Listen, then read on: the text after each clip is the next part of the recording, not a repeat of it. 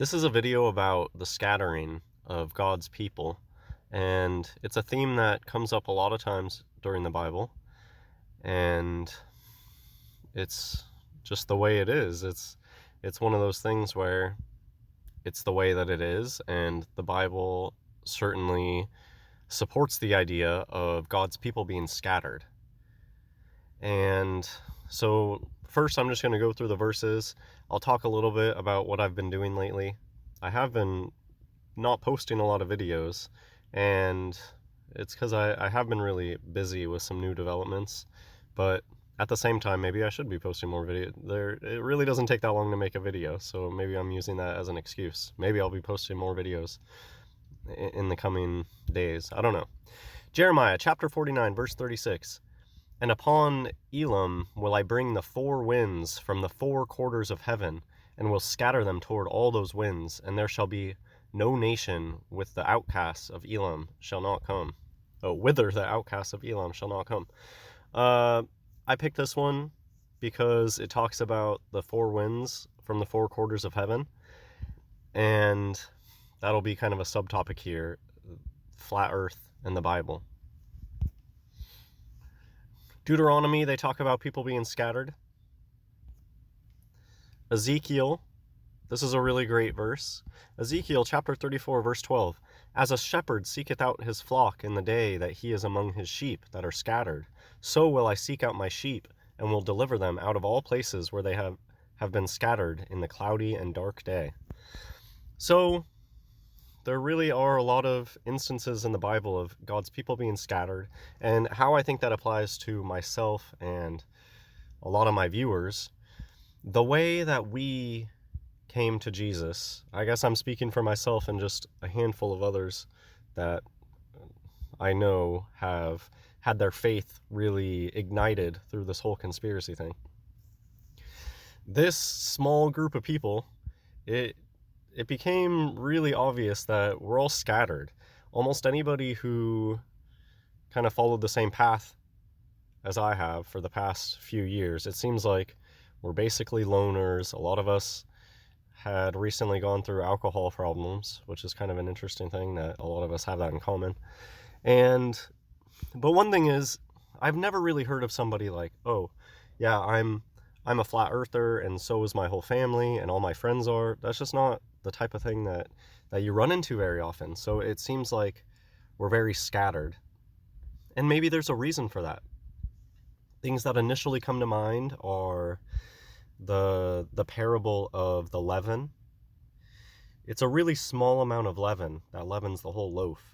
And it only takes a small thing to have a big impact.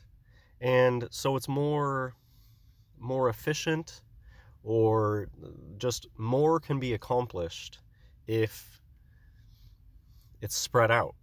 If all of us were living in the same town, in the same state, and we all hung out, it wouldn't be as impactful, because each of us can kind of be this like node of information and spread the information a lot better, because really it's on a personal level that people can make a really big impact. Anyways, so that's just my thoughts on why are we scattered out. It's a better way to cover more ground that way. Can cover a lot more ground that way with a fewer number of people. The laborers are few in the end times. In Acts, they talk about being scattered abroad to preach the word everywhere. John chapter 11, verse 52. And not, excuse me, as you can tell, I just have a little cold. And not for that nation only, but that also he should gather together in one the children of God that were scattered abroad. So an interesting thing that came to mind when talking about scattering, and I was reading just before that, I don't remember which chapter exactly, but there's an entire chapter of Jesus Christ speaking about the oneness of him and God, and about the oneness of God's children. We all will be one today. Not today. We all will be one someday. I don't know exactly how that will come about. You know how all the new agey people, there's like Beatles songs that rip off that idea of we're all one. That comes from the Bible. And I just, when I was looking up scattering, I came to this part of Genesis. Genesis chapter 11, verse 4. And they said, Go to, let us build us a city and a tower, whose top may reach unto heaven, and let us make us a name, lest we be scattered abroad upon the face of the whole earth. And I just thought that this was something that I'm sure people have mentioned it before, but for whatever reason, I never made the connection. The reason that they were punished at this point is because they were trying to do they were trying to be like God. This is something that God is going to do. Bring all his people together under one name. And so that's why, at least in my opinion, at the Tower of Babel, the people were confounded and scattered. They were trying to be like God, exalt themselves to heaven, and unite everybody under one name. The part right here, and let us make us a name, really stuck out to me when I read this, in the context of what I've been thinking about, scattering of people, and how Jesus is the shepherd that's going to bring the scattered sheep together. And we will all be one in some way. Very mysterious, and all truth shall be revealed. We'll figure it out when we get there. I don't think it's something that can even be explained to us. So I want to end it with this. I guess I'll talk about what I've been doing. So actually it's been like a lurking blessing. And I sent out an email over a year ago for some sort of fellowship that was, it's invitation, but they weren't getting new members. And I just sent out an email and kind of forgot about it. But just recently, they got back to me. And so I have recently been a part of, for the first time ever in my life, a sort of fellowship. And it's been a great learning experience for me, and a humbling experience, and reminding me what it's all about at the end of the day. You don't need to know about flat earth to be saved. And that's been a really big plus from this. Going out of my comfort zone, that's always a plus. Being exposed to things that aren't necessarily my way, or things that appeal to me, but being able to see other people get joy from that. So just the thing that I'm thinking of is like singing is very big in Christian, like American Christian gatherings.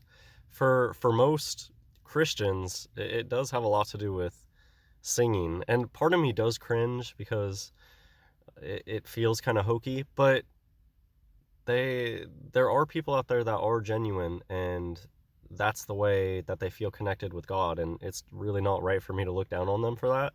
And not even to mention that the Bible has so many instances that talk about music and praising God through music. So it's like, clearly the fault is mine, that I find singing songs to God like somehow cringy or hokey or whatever.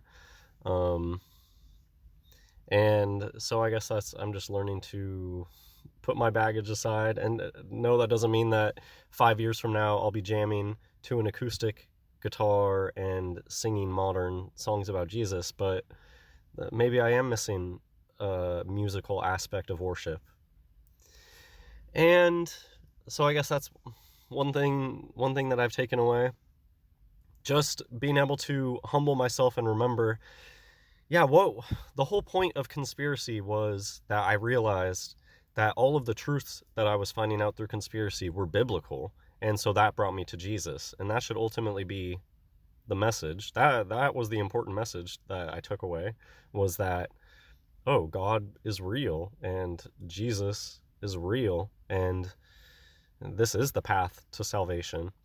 And I guess to get to the scattering thing, why do I have this thing? Why do I have this guy? Do you guys know what this is? A lot of you probably know what this is.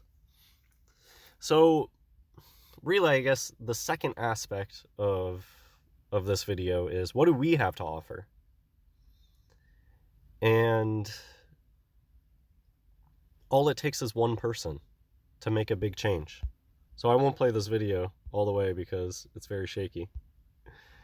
All it takes is that one person to start a movement. And it says a lot about the human psyche, about psychology, and how much humans want to fit in. And what I think this has to do with us, and what I've been going through recently, and just fellowship in general, what we have to offer as conspiracy people. I think it's a real blessing that our opinions, flat earth, it's the end times, there's signs in the heaven, Isaiah, all of this stuff is biblical. So I will never feel embarrassed being in a Christian situation and voicing my opinions that, oh, I believe the Bible literally. You know how Genesis talks about the firmament? Oh yeah, I believe in the firmament. I would never be embarrassed of sharing that fact because of the context of being with people who believe in the Bible and follow Jesus. So this has been kind of a spiraling ramble of a video, but maybe you get the point of this.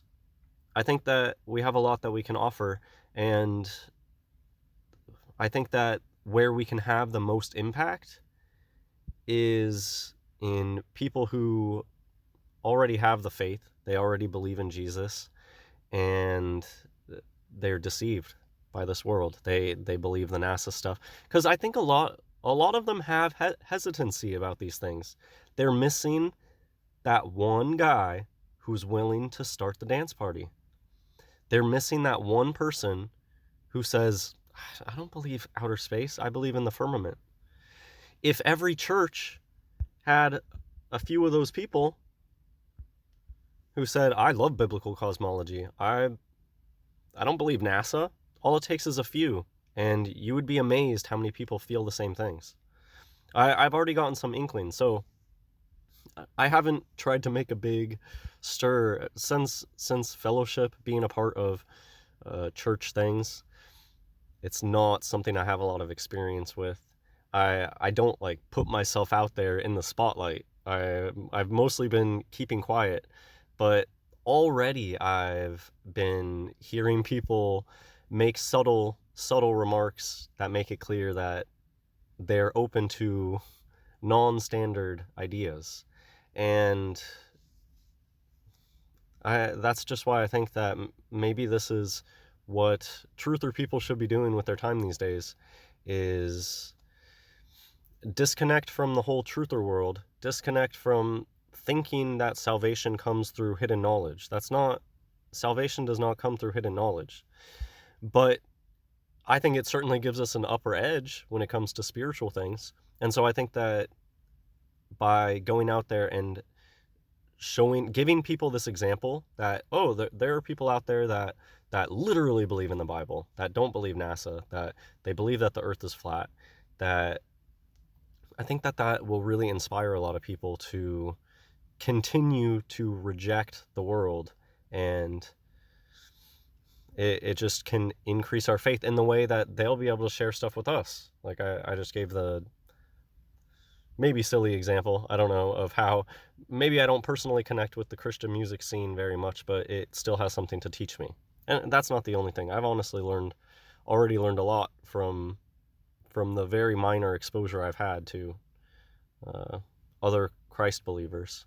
It gets really lonely out there, and it's not the same on the internet. You can't do everything on the internet. You can't expect the internet to be your fellowship, and it is an important aspect of religion, is to inspire other people. You don't want to go be a hermit. That doesn't serve much, to isolate yourself and to not interact with anybody in the real world. Really, it's real world interactions, one-on-one interactions that can change things. So I mean, that's it. That's mostly what this ramble is about.